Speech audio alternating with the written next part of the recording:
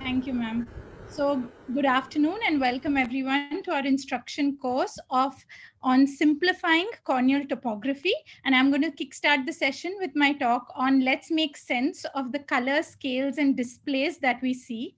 So this is a typical corneal topography printout, and we get pretty overwhelmed with the amount of values and kinds of maps that are seen. So to simplify it, I'm going to start off with a typical quad map or a 4-map refractive printout of the pentacam. The first is the anterior sagittal curvature map. This is the anterior corneal elevation map, the posterior elevation map, and the pachymetry map. So on the left side, you see the patient characteristics, and then we see keratometry data for the corneal front, the corneal back, pachymetry data, and the anterior chamber depth data. So all these colors that we see, they mean different things for different maps. So when we are looking at the elevation map, we are comparing the corneal shape to a reference surface, like a best fit sphere. And that is at sea level, that is green in color. Everything that comes above the reference sphere comes up as warm colors, and everything that's below the reference sphere comes up as cool colors.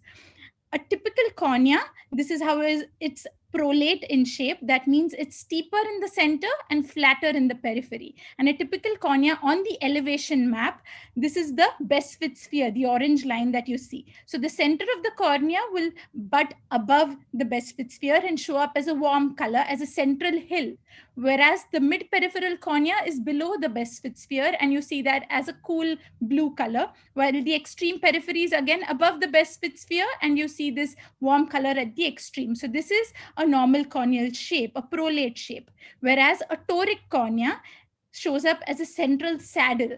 A toric cornea has a steep meridian. Here it is seen as the pink line. The steep meridian falls below the best fit sphere, and so it comes up as cool colors, whereas the flat meridian is above the best fit sphere, and you're seeing it as warm colors. So this saddle shape, just looking at the colors, you may feel like the warm colors are the steep meridian. However, it's the opposite in an elevation map. For the thickness map, the warm colors mean the thinnest areas of the cornea, whereas the cool colors show the thickest areas, so which is the periphery of the cornea. So this is the typical map with all the colors and its beauty. However, if you notice on each side, each map has a color scale.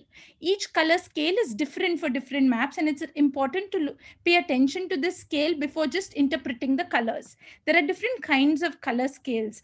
The first is the absolute or standardized scales where there is a fixed, like half a diopter interval between the steps or a 1.5 diopter interval.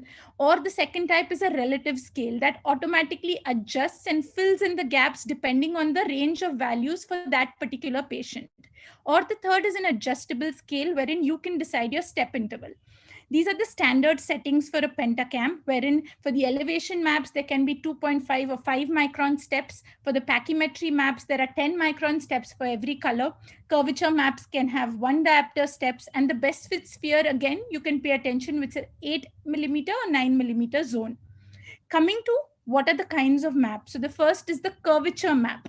Curvature map means we are measuring the radius of curvature of the corneal surface. Usually only the anterior corneal surface is measured, and this, making certain assumptions, the radius of curvature is then converted to corneal power or the dioptric reading.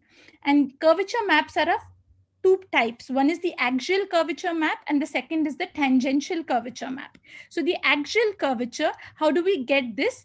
If at every point you were to drop a perpendicular from the tangent to the optical axis. So at every point, if you were to drop a perpendicular to the optical axis, that distance would give us the radius of curvature for the axial radius of curvature. Whereas the tangential radius of curvature, if at every point, if you were to plot a best fit sphere, the radius of that sphere is the tangential radius of curvature.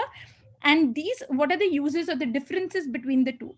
The axial curvature map is called the sagittal or global map, and it gives us the least amount of detail but correlates best with the corneal power.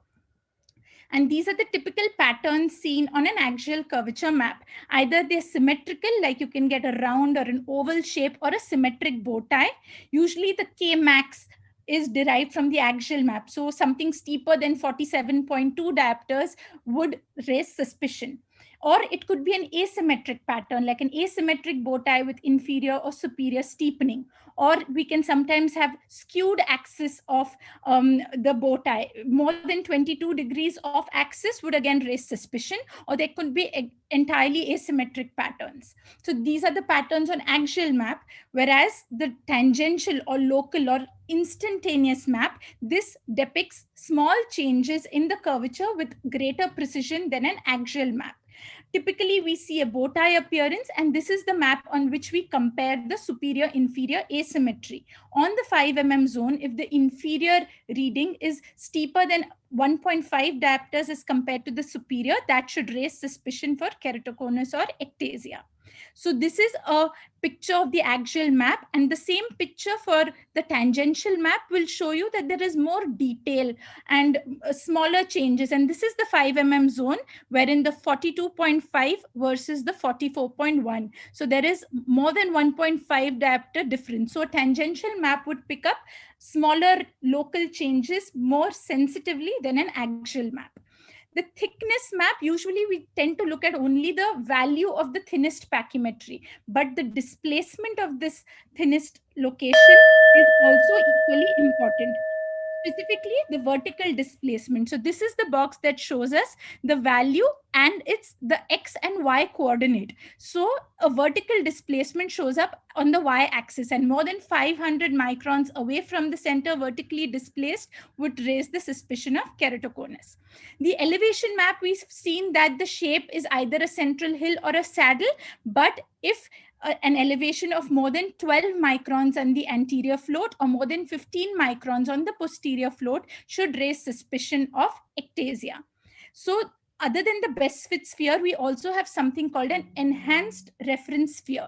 So the top images are for keratoconus, and this is how a best fit sphere, the orange line, would look, and maybe it's 10 micron above the cone. However, if we were to eliminate the data from the cone and have a new enhanced reference sphere such that this elevation is now 20 microns above this enhanced sphere, then it would be more sensitive to pick up early cases of ectasia. And this is what is made use of in the Bellin-Ambrosio enhanced ectasia display. On the left side, we have elevation data. So these are the anterior and posterior elevation maps. What I described, the enhanced reference sphere maps for the anterior and posterior surface, are below those. And the difference between the two comes up right below as the difference maps. And this is the most sensitive test to pick up early cases for ectasia and screening for refractive procedures. If they're suspicious, it will show up as yellow on the anterior posterior float, and abnormal will show up as red. On the right side of this display is the pachymetric data. So this is the pachymetry map. And if this were to be linearly plotted as a line graph from the thinnest corneal pachymetry to the thickest, this is how we'll get the corneal thickness spatial profile. If this line falls outside the 95% confidence interval, that would mean that the cornea is abruptly thinning towards the center, and that would raise suspicion. And this is how it would look expressed as a percentage. And this entire data is represented as a single value called the pachymetric progression index right here. If it's more than 1.2, it is suspicious for keratoconus. This entire printout is then represented as a final D value if a regression analysis is carried out for these 5 parameters: the anterior float, the posterior float, the thinnest pachy, its location, and the pachymetric progression index. A final D value is derived. If it's more than 1.6, it's suspicious. If it's more than 2.6, it's definitely abnormal. So how do you read a Pentacam report? The first is the patient characteristics. Look at the age of the patient. Look at the quality specification of the scan. You can see the steepest Kmax, that's the steepest corneal curvature. Make sure that the thinnest location, the value, and its vertical displacement is paid attention to. The Q value here, usually minus 0.26. Here it's minus 0.33. This gives us an idea about the shape of the cornea. So a prolate shape, this would be an ideal value. If it's hyperprolate, it would go more negative. If it's an oblate shape, it would be positive. Other than that, you can look at the astigmatism, look at the anterior float, posterior float, pachymetry, and the axial curvature. Here it's showing a symmetric bow tie. We also have different refractive printouts available with keratoconus indices, as you can see here, or there are provisions to compare different examinations. Another important reading is the equivalent K reading that is important in post-LASIK cases, wherein it not only measures the anterior radius of curvature, but it separately measures the posterior radius of curvature as well. And these readings here, the equivalent K readings in the holiday printout, are useful in calculating post-LASIK IOL-PAR calculation, as they are more accurate K readings for IOL-PAR calculation.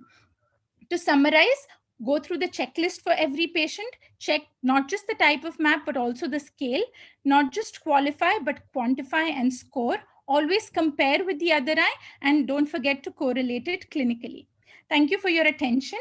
I hope this was a simple introduction, and we'll move on to the next talk by Dr. Mukesh, who's going to help us read maps for eligibility for refractive surgery screening. You can go ahead, Dr. Mukesh. Yeah, thank you, Dr. Ridhima, for making my job pretty easy. Now, I will be just speaking about who is eligible for refractive surgery, and perhaps will not cover the topography part, which you have excellently covered. So I've been always telling this in my talk, what is that one factor that defines the outcome of the LASIK surgery is a pre-LASIK screening. If we have done a good pre-LASIK screening, then perhaps it's not just well begun is half done, it's almost done, because the pre-LASIK screening is the most important thing that includes the topography as well. Well, there are many factors to consider. When we see the patient, the age, the occupation is important, the visual requirement, and the associated systemic comorbidities, as well as the personality type is important. As well as when you're looking at the eye profile, an accurate refraction is the most important thing. We have to take care of the ocular surface, the dryness part. We have to do a topography or a tomography. The pupillography is obviously most important. I'm going to share some cases on that. And clinical evaluation is of utmost importance. So elaborative pre-LASIK workup is the most important thing that we have to do. Patient selection obviously has to be more than 18 years of age with a stable refraction for at least a year. Although the FDA guidelines are up to a myopia of around 12 diopters, hyperopia of around 6. But what we usually follow for most of the refractive surgeons is we restrict ourselves to myopia of around 8.5 diopters, hyperopia of around 4 diopters, and astigmatism up to a 5 diopters. Well, scope of my presentation here would be predominantly to have the role of topography or tomography in decision making for my LASIK patients. So what do we want after the LASIK surgery is certainly an emmetropia with a good quality vision, residual stromal bed, always more than 300. The aberration induced are minimal, and I should have a smooth stromal bed and a smooth epithelial surface, and obviously minimizing the dry eyes as much as possible. What we don't want is a residual stromal bed to be less than 280. Since the start of my practice in past 10 years, we have always kept a residual stromal bed of more than 300. Also, the flap morphological alteration should not happen. We have to also take care that the keratometry value post-operative should not fall below 35 or should not fall more than 48 in an hyperopic patients, because that will cause a lot of aberrations to the patients. And we also do not want a refractive surprise to the patients. So we will start with the case-by-case discussions of how we use all these parameters in assessing the patient selection. We'll start with something simple, a -3 diopter patient, anterior segment, retina absolutely okay, Schirmer's is okay, the surface is okay, the meibomian glands, blepharitis, everything is okay. And we see the topography of the patient. A fairly normal topography of the patient. We see a good pachymetry, the surface 43, 42, and there is no significant anterior and posterior elevation. So what do we calculate? We calculate the residual stromal bed, and we also calculate the percentage tissue ablation. So the PTA is calculated using the formula of flap thickness along with the ablation depth divided by central corneal thickness, that is multiplied by 100. So this has to be less than 40% for most of the patients. So we have never crossed 40% in any of the patients. So PTA should not be more than 40%. Residual stromal bed should be above 300 in all the patients. At the same time, we have to make sure the post-op K values. How do we calculate? For every diopter of ablation that you do, you deduct a 0.75 diopter in cases of myopia, or you add a diopter for an hyperopia. So in this particular case, I calculated the residual stromal bed good enough, 410. PTA 25%, again good enough. Post-op K value 41. So this is a safe case to proceed. So this is how these mathematics has to be done while you're sitting in an OPD, while you're seeing the patient, to make sure that the patient doesn't land up in a problem. Similar, going to another example, the patient is having a -10 diopters, who is absolutely willing for LASIK surgery and wants LASIK surgery only despite counsel for a phakic IOL. This is the topography of the patient. Topography looks fairly okay, and I have a good thickness of around 570 microns as well. Residual stromal bed is 360. PTA will be 40. Even if I am doing a full correction, the PTA will be 40. So should I go ahead? Well, we have to here look that the post-op keratometry value is gonna go well below 34. The existing keratometry value is 41, 42. So the post-op, if I ablate even 8 diopters, it's gonna be around 34 diopters post-operatively. If I'm ablating around 10 diopters, it will be way less than that. So these are the patients who are strictly no for LASIK surgery, although they will have a good, very minimum residual refractive error, but they're gonna land up with a very bad aberrations. So when we do an aberrations, what happens to the aberrations? Yes, there is an increase in the spherical aberration if I am doing a myopic LASIK, and it moves on the other side if I am doing a hyperopic LASIK. Now, similarly to this, if I have a patient who has got a 5 refractive error, and I'm sitting in my OPD and I'm seeing a keratometry value of 47, 48, this again is straightforward and not a case for LASIK surgery, because post-operatively the K value will be more than 48 because we have done there's going to be a mid-peripheral burning and a central steepening that's going to cause a jump in the central keratometry value to more than 50 in this particular case. These patients will land up into a lot of problems pertaining due to the aberrations. So as I told, the aberrations will jump onto the other side in a hyperopic LASIK. To summarize till now, what we want, the K value should be more than 36 and less than 48. And ablation should be less than 100 microns, and residual stromal bed should be more than 300. Then why tomography and not topography alone? This is a sagittal map of a patient looking fairly okay. The refractive error is small, but when we see the anterior elevation and the posterior elevation map, you can see there is this +8, still normal, but it's there. There is a skewing of the radial axis. There is +8 anterior elevation and +19 posterior elevation. In the similar direction, if you see, there is what Dr. Ridhima just spoke about, the Y coordinate of the thinnest locale is around 491, is also skewed towards that side. When we see the other eye is actually a mirror image of the first eye, the left eye showing the similar features in the anterior elevation, posterior elevation, as well as the thinnest point on the Y locale of the thinnest point. So all of this is a form frustrate, certainly a no for LASIK surgery. Well, not all asymmetric bow ties are abnormal. So this particular asymmetric bow tie you can see, but there is no significant anterior and posterior elevation and a good pachy. There is no displacement of the Y locale. You can simply go ahead for the LASIK surgery in this particular patient. Now, this is another patient, 21 male, wants to go for a refractive surgery. The refractive error is not that much. The IOP is 26 in this particular case. When we see topography, it's a flat cornea, 3940. These flat cornea should be counseled for the chances of any flap-related complications, or perhaps you can go for surface ablation as well. But the pachy is more than 640. Any pachy more than 600, a specular has to be must. If clinically Katte are seen, obviously defer the procedure. But the 640, the specular has to be done. This is there in both the eyes. So we went ahead and did the specular microscopy. Specular microscopy was fairly normal. Being a 39K value, we went ahead with a surface ablation for this particular patient. Moving on, this was a patient who was operated somewhere else. Yeah, I'll just take a minute more. Operated somewhere else for LASIK, complaining of glare, halos, and starburst. He's a biker, and he likes to move on for long drives, even in the dark situations.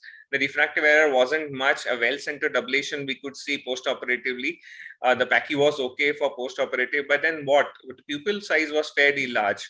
So it's always better that we assess the pupil size. In this particular patient, the mesopic pupillary size is 7.27 and the photopic is 6.39.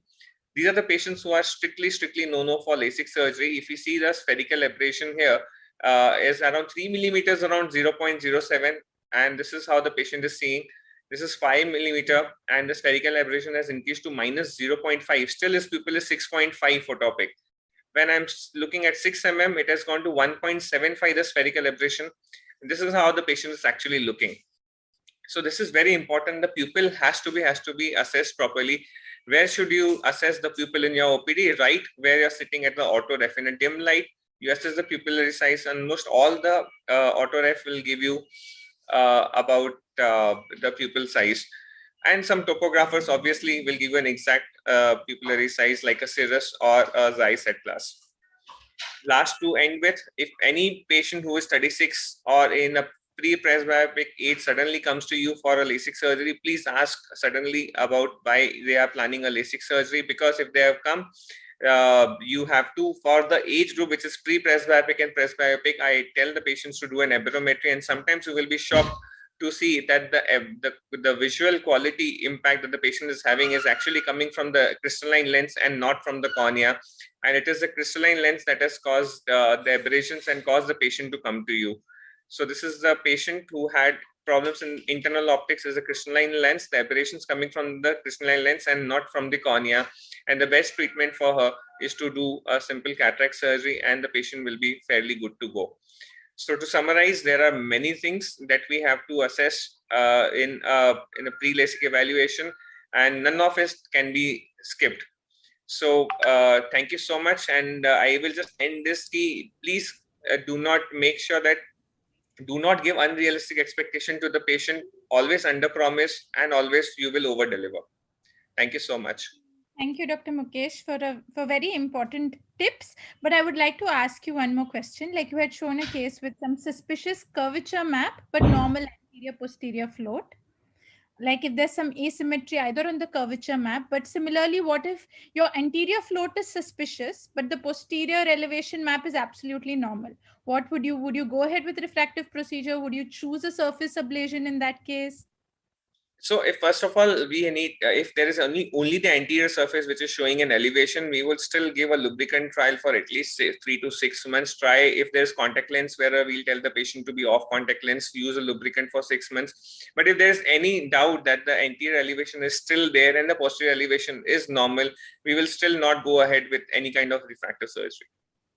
Okay, always run. Yeah, it's always better to stay away from suspicious cases. Okay, thank you very much. And next, I would like to invite Dr. Suchismita Bhere to discuss her talk, which relates to corneal ectasias in the context of topography. Welcome, Dr. Suchismita. Thank you, Ridhima. Thanks for this wonderful IC, and thank you to the meeting organizers for this opportunity. Now, we'll just speak about the different types of ectasia, mainly based on the topographic findings. So, yeah. Yes, we can see. Okay, fine. So basically, corneal ectasia, as we know, it means thinning of the cornea and protrusion in the cornea. It can be in the central part of the cornea or anywhere in the periphery, which leads to different kinds of diseases with various prognosis. And identifying what type of ectasia it is important, because it the treatment and the prognosis varies. Of course, the most common entity, the keratoconus, has typical clinical signs, which I won't go much into, but in early detection, what is important is that the increase in the cylindrical power and asymmetry between both the eyes, because keratoconus is an asymmetric disease, though it is bilateral, we have to look for any asymmetric astigmatism. And of course, classical clinical features, Vogt striae, Bunsen sign, and all this will happen much later. And scissoring of reflexes, and even at your auto-ref, if you see a kind of a mire which is ovalized like this, you should be a little bit careful when there is a cylindrical power. In a patient with eye rubbing or a recent pregnancy, these things should raise your suspicion. So the topography part has been covered very nicely by Ridhima. She didn't leave out anything. So main thing is that if you have a keratometry overlay on the on your axial or sagittal map, you will be able to easily appreciate things such as skewing, and it makes your job easy. And also be careful about the color scales as she described. If you're looking at posterior elevations, if it's not a Bellin intuitive scale, then you will see the cooler colors for the most elevated points. So you can't go by the color. So in skewing, you need to compare the opposite quadrants in the same zone, and you need, as she mentioned, it should be more than 22 degrees of angle between the both axes. Skewing is the single most important feature you would look for in an anterior topography when compared to other features. Of course, there are typical features which have been described again by her. Inferior steepening, sometimes even superior steepening can be there in keratoconus, and typical patterns like this, like butterfly, crab claw, and vertical D, can be seen in ectasias. So the red flags in ectasia or keratoconus would be, one is the lowered pachymetry, and the pachymetry which is shifted towards the thinnest, towards the most elevated point in the posterior elevation, and which corresponds to the steepest point on the tangential or the axial map. So how to locate the position of the cone, this is important because again our prognosis varies in different types of ectasias and types of keratoconus. Look for the posterior elevation map to make out the apex of the cone or the most conical part of the cornea, and also the tangential map, because the axial map will be sometimes misleading. And of course, the bad display has to be looked for, as she described. Now, types of keratoconus. Within keratoconus, there are various types, as we know. The nipple cone or the central cone, which is less than 5 millimeters, is slightly rarer variant where we see a kind of, we don't see all this skewing and all that because it is just a central steepening, and the K reading will be higher. And this can be even showing a slightly nasal shift at times in the pachymetry thinning. And then there is the oval cone, which we see most commonly in the inferotemporal area. So any thinning or elevations in the inferotemporal zone when you are screening for refractive surgery, you must be very cautious. It may be very subtle in some cases. Even thick corneas can develop keratoconus eventually. Most important would be an asymmetry between both the eyes. Always look for asymmetry and look at both the maps. And look at the type of astigmatism, the pachymetry difference of more than 20 in between both the eyes, any these subtle features. So a globus cone is that which is larger than this and occupies or more than 75% of the corneal size on the axial map, maybe around more than 6 mm in area. So the type of cone is difference is important, because suppose you have a central cone, they behave better when you do treatments like even CTR, or when you do a topo-guided treatment to regularize the surface. Of course, we're not doing entire refractive correction, but we are just regularizing the surface. This particular case was post-Cretan's protocol. Just epithelium was removed using the excimer laser, and the patient developed a very regular pattern, and he had 6/6 vision. So central cones behave very nicely with treatments, whereas eccentric cones and even globoid cones, they need they may be a little bit unpredictability in their behavior, and even the contact lens fitting, you may have to go to larger diameter lenses as the cone is more away from the center. Also, in guiding the usage of intracorneal ring segments, the position of the cone becomes important. As it is more eccentric, you can use ring segments to regularize the cornea. Sometimes you can have superior keratoconus as well. When there is a superior steepening more than 2 diopters, you can have a superior cone and a corresponding area in the posterior elevation. This is again advanced keratoconus, where you get very irregular patterns. Here you don't see typical features, and clinical features obviously will be there at the slit lamp. This has to be differentiated from your PMD or pellucid marginal degeneration, where you see slit lamp findings where there is a band of thinning in the inferior cornea. And also in your Scheimpflug image, you will see an inferior thinning. So above the thinning, there is a cone. Unlike in keratoconus, where the position of the cone and the area of thinning coincide, here it is different, because the cone is above the area of the thinning, and also age group is a little bit older.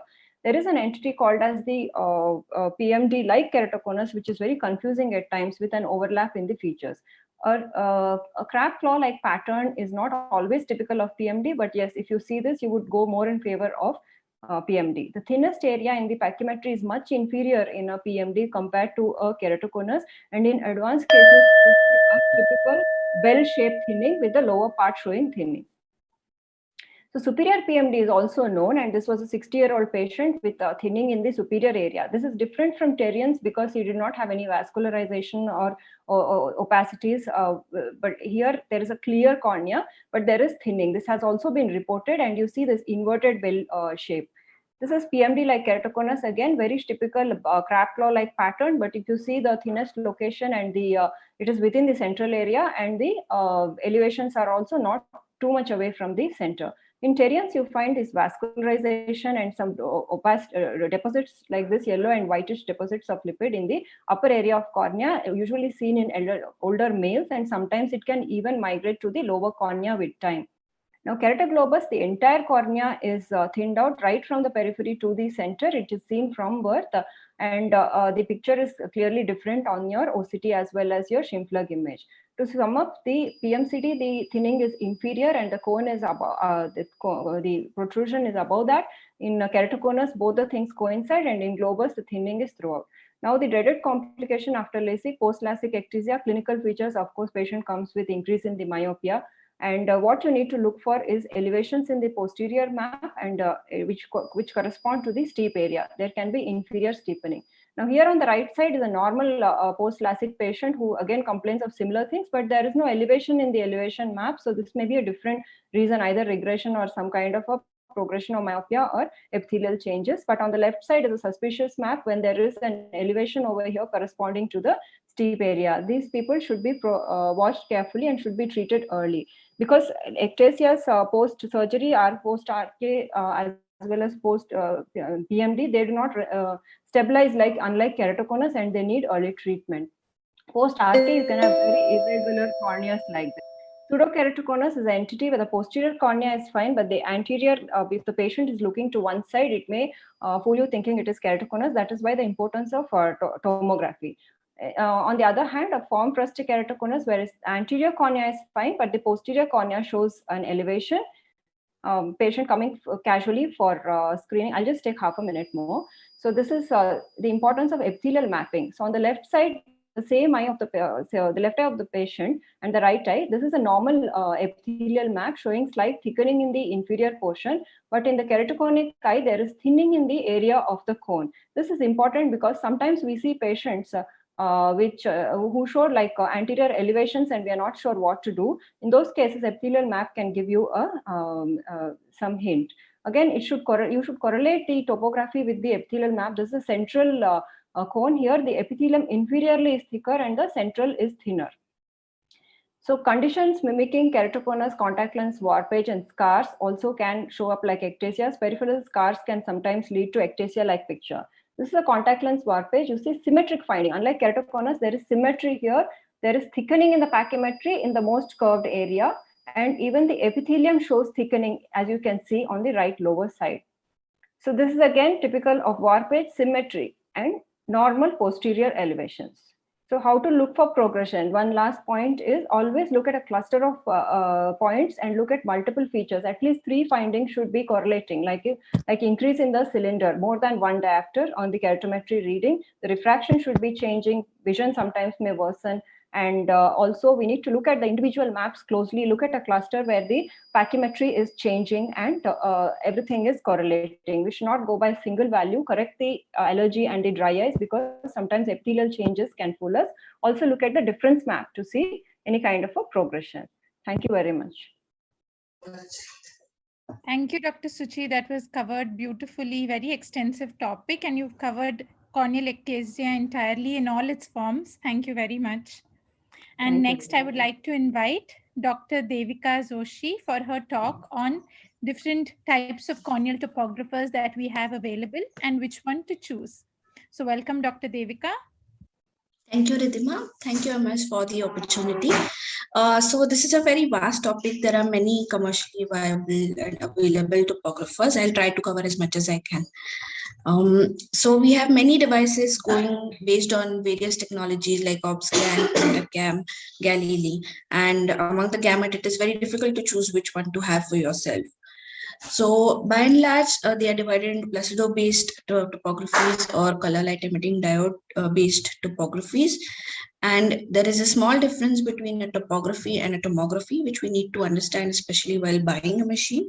Mainly scanning slit-based technologies involve you having OBSCAN 2 or 3, and then PentaCam and other devices are Scheimpflug-based imaging technologies. We also have various OCT-based technologies, which are also helpful in assessing the corneal morphology. So there are some technologies which can be combined together, that is topography along with biometry or aberrometry, and they help in better and accurate measurements of cornea and better outcomes for us. So we will discuss some devices, their limitations, their advantages and disadvantages, and how they compare together with each other. So OBSCAN is based on scanning slit technology, and it is widely available and very commonly used, especially before refractive surgery and its planning. It has some limitations in that the posterior corneal surface is not as accurately measured as, say, the Pentacam, and it has an inability to detect many interfaces like, say, the LASIK flap, and the acquisition time is longer. So this is the standard quad map, I think, which has been discussed earlier. And but OBSCAN is a very useful tool in some other situations, which we'll discuss both. Then we have the Pentacam. This is the standard 4-maps refractive and Bellin-Ambrosio display of the Pentacam. And it distinctly has some applications, especially in keratoconus detection, then in preoperative planning before refractive surgery, also in IOL calculation in special situations like in patients who have undergone RK or LASIK or PRK, and to some extent IOP modification as regards the corneal thickness. Well, what are its advantages? Mainly, we can have a very good look at the posterior corneal surface, and it measures it very accurately. We have an entire data set of the pachymetry for the entire cornea, and it's not affected by any surgery, haze, or any scarring, which is actually one of the applications of Pentacam. Then we have the Galilei, which is a dual Scheimpflug-based imaging technology brought forth by Zimmer. It is also paired with the laser, and it has a very high threshold for, or rather a low threshold for detecting subclinical keratoconus with its specialized indices like AAI. And it has good ability to measure posterior corneal astigmatism and total corneal astigmatism, especially when you want to plan a good toric IOL. So this is a standard Galilei printout, and here you can see there is a distinct area where we have several keratoconus indices, which I think we may not go into the details, but they are very useful in detecting subclinical keratoconus.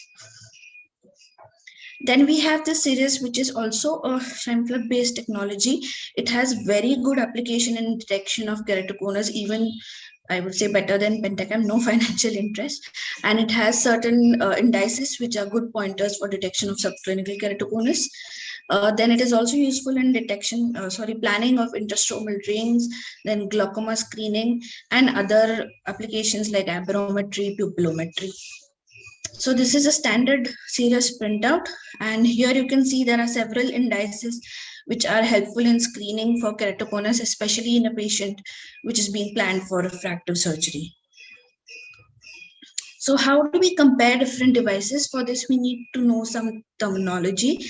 When we say repeatability, it refers to the variation in measurement obtained by the same observer under same conditions over a short period of time. And when we say agreement, it quantifies the similarity between any two measurements using different methods on the same subject. So two are important, mainly keratometry and pachymetry.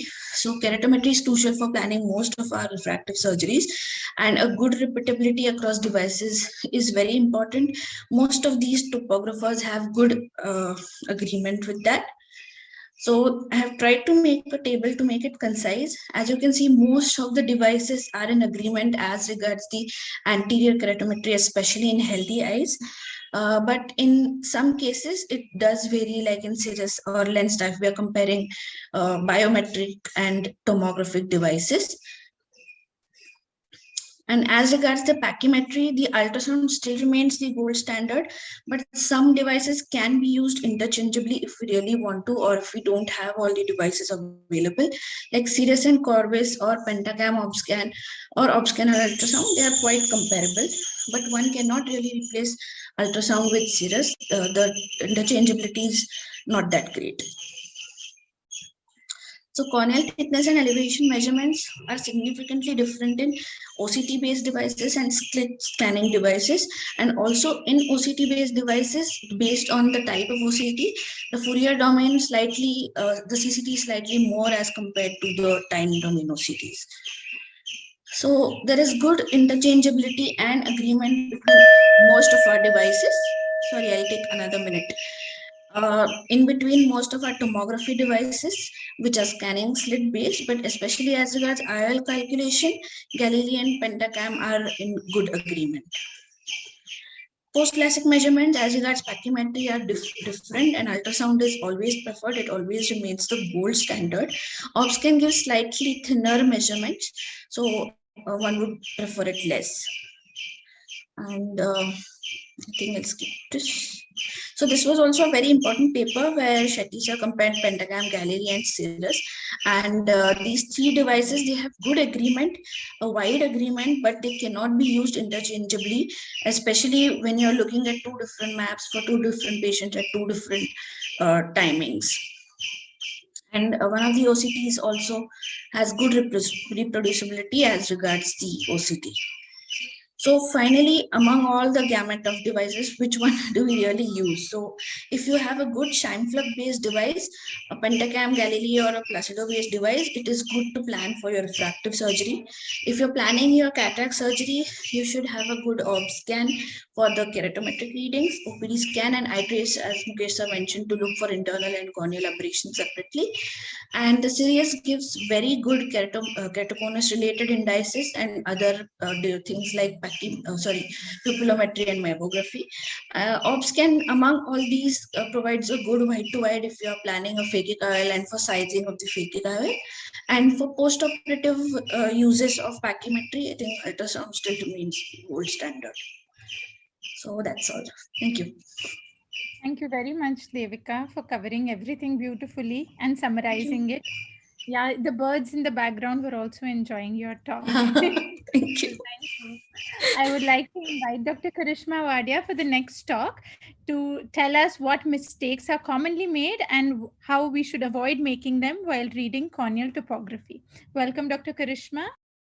Hi Ridhima, thank you for having me here. Thank you MOS and thank you Dr. Ragini for giving us this opportunity. Am I clearly audible? Yes, very much. Okay, great. So I've just renamed my topic and made it simpler and called it mistakes in interpreting topography. So often we know all the things that we should do, but in the hustle of our OPD, we may miss a lot of things. So here's to covering all of that.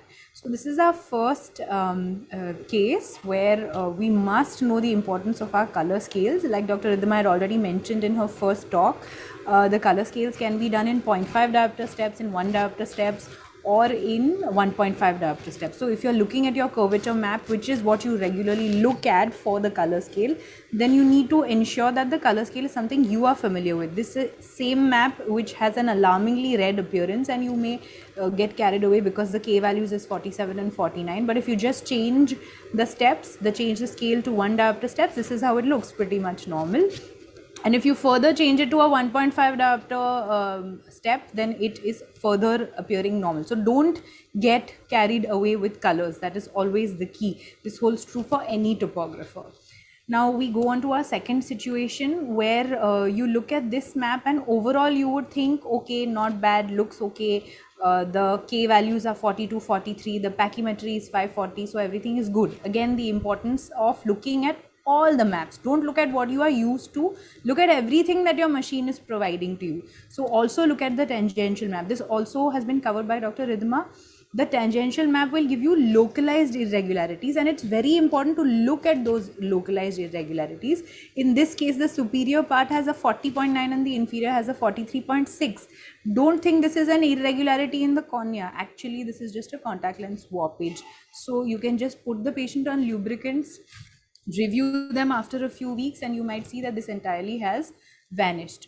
Also, if you have a Pentacam, then make sure that you're looking at the Bellin-Ambrosio display as well. Look at the corneal thickness spatial profile. Ensure that it lies within the black line. So your red line has to lie between the two, and the thickness has to increase from center to periphery. Don't get alarmed just because you see a yellow dot on the bad display. Try to go back and see what the problem was. For example, in this, possibly because of the contact lens warpage itself, it's giving you that yellow dot on the bad display. So give a lubricant, review the patient after 2 weeks. Don't hesitate to repeat your topographies. Seeing the patient the first time and advising surgery immediately is not a prerequisite, or it's not a must. Okay, situation 3. Now here again, do not get alarmed by red colors, steep values.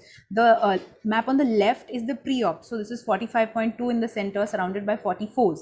And the map on the right, it's becoming steeper, 45, 46, 47. So this was just a hyperopic LASIK where you've ended up creating more steepening in the center. So don't get alarmed by reds. Red does not mean anything bad. See what you're dealing with, see what you're treating, and then decide whether it's dangerous or not. The fourth situation is diagnosing keratoconus. So again, like we have covered even with the previous speakers, look at all the values. Look at your K1, K2. This is 46 and 46 and 50. So it gives you an astigmatism of 4 diopters. Look at your color scale to make sure that you are on the right track. You're not getting carried away. You're not in the pseudo happy zone. Okay, look for inferior superior asymmetry. In this case, it's a classical inferior asymmetric cone. Okay, look for your anterior elevation, front and posterior elevation. So in this, again, anterior elevation, usually anything above 12 microns and posterior anything about 17 or 18 microns is considered suspicious or suggestive of keratoconus. And then you look at your pachymetry. So it's not just K1, K2 and pachymetry. These are not the 3 values that you live by. You have to look at the holistic picture as well. Why do you have to look at the holistic picture is what I'm going to cover in my next situation. But right now, what you also look at is that the coinciding of these points on all 4 maps is most important. So when you go on a pentacam or an OBSCAN, if you take your mouse pointer and just take it to the thinnest point over here, it will show you the corresponding plus sign or the corresponding marks on all 4 maps, especially in an OBSCAN. That is what you want to do. You want to see whether all 4 points are collaborating in terms of, is the steepest point also the thinnest point? Is it coinciding with the steepest point on the elevation, anterior and posterior? Do not forget to see the patient. Sometimes you may see reds, you'll get alarmed, you'll think there's irregularity, and what do you have? SPKs. Again, take home message, do not forget to see the patient, not just the eyes. This was a patient, you would have generally thought, oh, SPKs, oh, irregular surface, let's just give lubricants and repeat. No, this patient had rheumatoid arthritis, which was visible on her joints. She was a young female with juvenile rheumatoid arthritis. These are possible relative contraindications which you want to keep in mind. You may want to advise the patient to start on oral immunosuppressives, and you know, your whole treatment is now going in a totally different direction. This is to show you why blues should not make you feel pseudo happy. So here's a K of 37 and 38. So these are the cases where you're actually worried because these patients are possibly going to have more aberrations, like was discussed by Dr. Mukesh. Now this is actually a patient of post LASIK who has now developed cataract and is interested in cataract surgery. Okay, so don't get just happy looking at the blues and think everything is good, because your K values will also affect your choice of IOLs in the future, which is why, like the previous speakers mentioned, when you are planning your LASIK in the first case, ensure that you have not gone too flat, because that's going to always affect your visual outcome, if not now, then 10 years down the line. Thank you very much. I'd be happy to take any questions, if at all. Thank you, Dr. Karishma. So very important point, don't forget to see the patient clinically. Just yesterday, I saw a patient referred only for topography, looked like ectasia, but when I saw it clinically, there was a big old keratitis and scar over there. That was like, I would have reported it as keratoconus if I hadn't seen the patient clinically. Yes, So and a lot of practitioners who have got busy OPDs especially, usually they would have let out the job of the topography or the pre-LASIK workup to the optometrist, which is fine. But then what happens is the only thing that the doctor or the assessing doctor gets in his hand is numerical values. They often tend to overlook seeing the actual map. So again, just your K1 and K2 may grossly misguide you. The patient may be having PMD and you will get normal K1 and K2 because in the central zone, that's all going to be normal. So it's very important to ensure that you actually go and look at the topography, not just the first map that you see, click and see all the possible displays as well. Yes, thank you. Yes, Dr. Mukesh, you have a question? Yeah, I have a question. So when we see the anterior elevation and the posterior elevation map, you had mentioned that the best fit sphere should be calculated around 8 or 9 mm zone. So there's a setting where it automatically calculates the zone, but there have been some instances where it calculates at 8.1, and we see at the 9 there are pseudo false elevations. what should be the exact zone? Should we keep the setting at automatic mode, or should we keep at a fixed zone? And if a fixed zone, what should be it? So in the machine that I use, it's usually a fixed zone at 8mm zone. It's usually not adjustable. It's the zone is fixed at 8mm. But what is your experience regarding this? Like you use an adjustable zone? No, I use the automatic mode where the zone also it will calculate depending on the white to white of the patient. But somewhere the optometrist is kept as a manual of 10 mm, and then I used to get all those pseudo elevations because of that. And if you have a smaller white to white, these elevations are more pronounced. The moment you reduce the zone to around 8.5, you see those elevations are actually not there and they are not significant. So usually I keep it at around auto mode, which is around 8 to 8.5 mm. It gives me the best fit sphere. And this machine is the Pentacam? Pentacam. Okay, so mine is usually set at 8mm zone. It's not an automatic. So then I have not encountered that, honestly.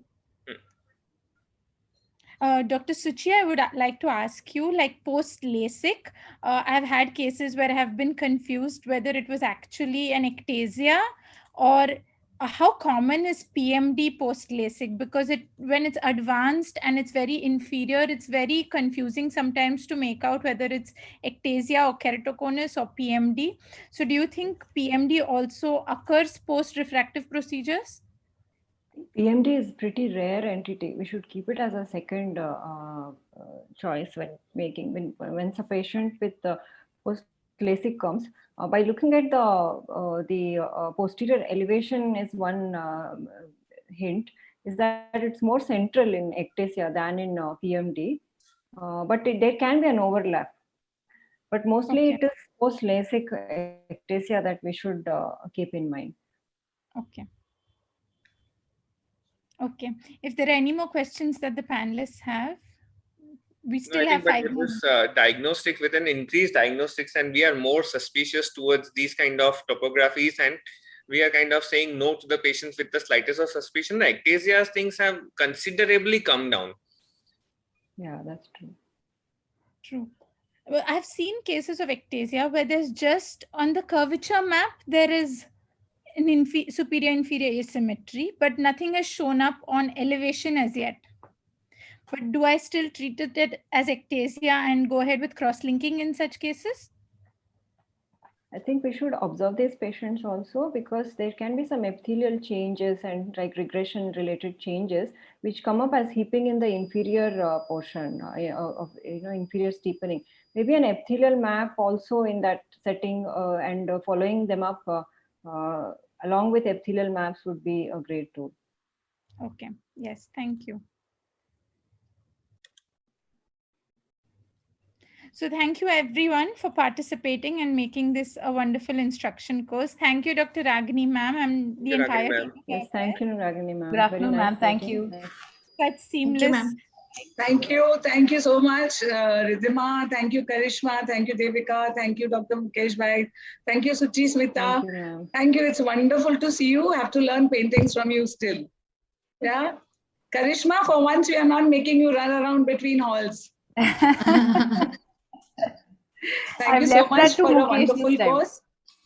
Yeah. I've left that to the others this time. No. There's one more weekend to go, Karishma. We won't leave you so easily. Thank you, everybody. Right here. Thank